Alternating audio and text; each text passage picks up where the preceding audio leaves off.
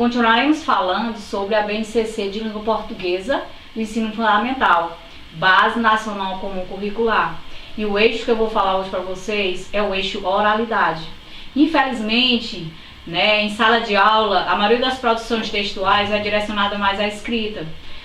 São pouco trabalhada essa questão dos gêneros textuais orais, certo, pessoal? Então, o eixo da oralidade compreende as práticas de linguagem que ocorrem em situações com ou sem contato de face, como aula dialogada, Então, inúmeras atividades podem ser feitas em sala de aula para trabalhar os gêneros textuais orais, para trabalhar esse processo de oralidade. Alguns alunos têm dificuldade em falar em público, exatamente por essa questão não ter sido bem explorada em sala de aula. Então, o eixo oralidade, ele é bastante focado na BNCC.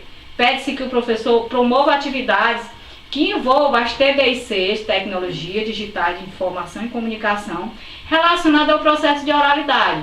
Vocês vão ter a oportunidade de observar que alguns alunos não têm nem dificuldade para trabalhar essa questão. Por quê? As tecnologias, a cultura digital já está presente no dia a dia deles, já faz parte da vida deles. As aulas elas vão ser diferentes. O aluno vai se sentir até mesmo motivado a assistir às aulas de língua portuguesa, por casar essa questão do tradicional com o moderno, com o contemporâneo. Então, existe a questão das webconferências, aí eu posso especificar para vocês a webinar.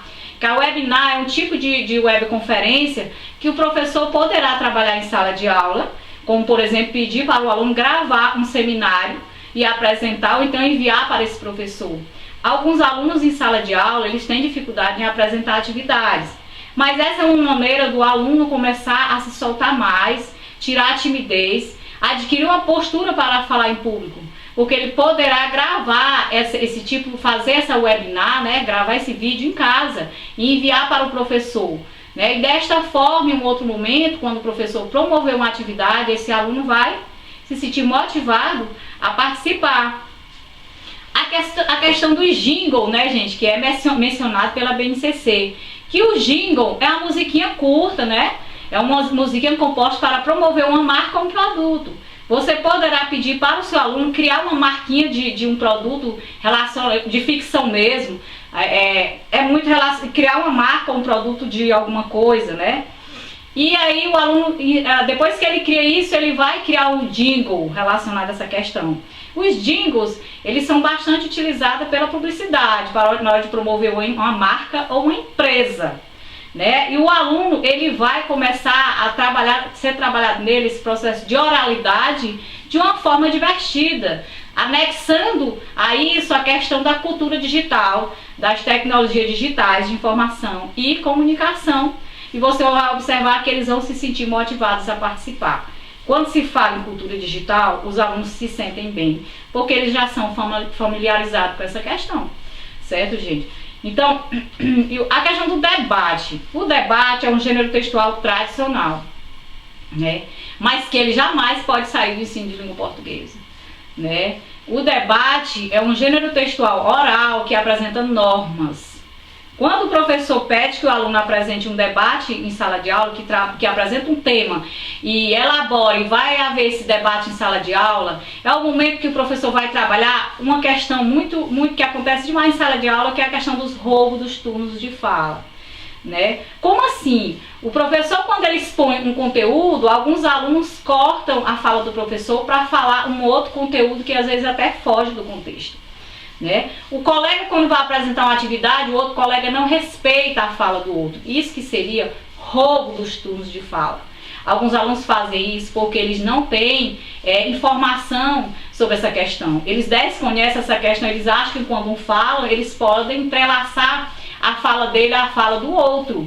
E isso não pode. Então, o debate é um gênero textual que vai ajudar vocês a trabalhar essa questão da postura ética no momento de expor um discurso sobre determinado conteúdo, do colega respeitar a opinião do outro, porque isso muitas vezes não acontece em um debate. Então, para o professor trabalhar um debate em sala de aula, é necessário que tenha uma conversa com os alunos e que apresente as normas que há nesse debate, mostrando que cada um vai ter uma função linguística ali naquele momento. O próximo eixo que eu falarei para vocês, que é o quarto eixo, é o eixo chamado análise linguística ou semiótica. É nesse eixo, pessoal, que a gente vai falar do processo de macrotextualidade e microtextualidade também, né? Que esse eixo, ele fala das variações, do trabalho com as variações linguísticas, da importância que há nessa questão em sala de aula. Trabalhar as variações linguísticas é uma forma de ajudar a combater o que a gente chama de preconceito linguístico, porque a cada dia esse fenômeno ele é alimentado em sala de aula. Alunos que saem de regiões para outras regiões, eles tendem a sofrer preconceito quanto ao seu modo de se comunicar. O aluno, quando ele sai da zona rural para escolas da zona urbana, ao chegar na escola, ele usa uma linguagem diferente, né? E esse aluno poderá sofrer o que a gente chama de preconceito da língua, preconceito linguístico. Os alunos vão desrespeitar ao seu modo de falar. Por isso que o trabalho com as variações linguísticas, ele é fundamental para combater essa questão. E é necessário que seja trabalhado em toda a educação básica, observando sempre o grau de entendimento de cada turma que o professor pega para trabalhar. Aí, essa análise linguística, ela vai falar também da questão da paralinguística, da paralinguagem, que são os aspectos que incluem o tom de voz, o ritmo da fala, o volume da voz. Isso é relacionado à questão da leitura, quando o aluno vai ler ou apresentar uma atividade. A questão ou se o aluno fala baixo demais, né, de uma altura que não faz com que os outros não compreendam. A questão do ritmo de fala, ou ele fala muito lentamente, ou ele fala muito rapidamente. O tom de voz. Então, essa questão da paralinguística, questões paralinguísticas, precisam ser trabalhadas também em sala de aula, né? E falando, pessoal, do processo da microtextualidade, que eu posso mencionar para vocês, que entra a questão das categorias gramaticais também. As categorias gramaticais, que é direcionada à gramática normativa, fala-se no ensino de gramática normativa contextualizada, né? O aluno precisa compreender que as categorias gramaticais não é para memorizar, mas para entender a sua funcionalidade. Por isso que eu falo no processo de microtextualidade, microtextual, que são os elementos responsáveis pela coesão do texto. O aluno precisa entender a funcionalidade de um pronome pessoal, por exemplo, que ele tem função de evitar repetição e de retomada. Ele precisa entender a funcionalidade das conjunções, por exemplo. Que a conjunção dentro da produção textual, ela tem uma função riquíssima, ela faz com que o texto vá progredir, o texto vai criar. Aí, pessoal, a questão da semântica, né, os efeitos de sentido provocados por alguns léxicos, né? A palavra contextualizada, dependendo do contexto, ela evoca um efeito de sentido diferenciado. Com vocês, de uma forma bem resumida, como vocês observaram, existe também as 10 competências referentes ao ensino de língua portuguesa. Esses eixos que eu trabalhei, cada eixo desse, ele apresenta um quadro explicativo.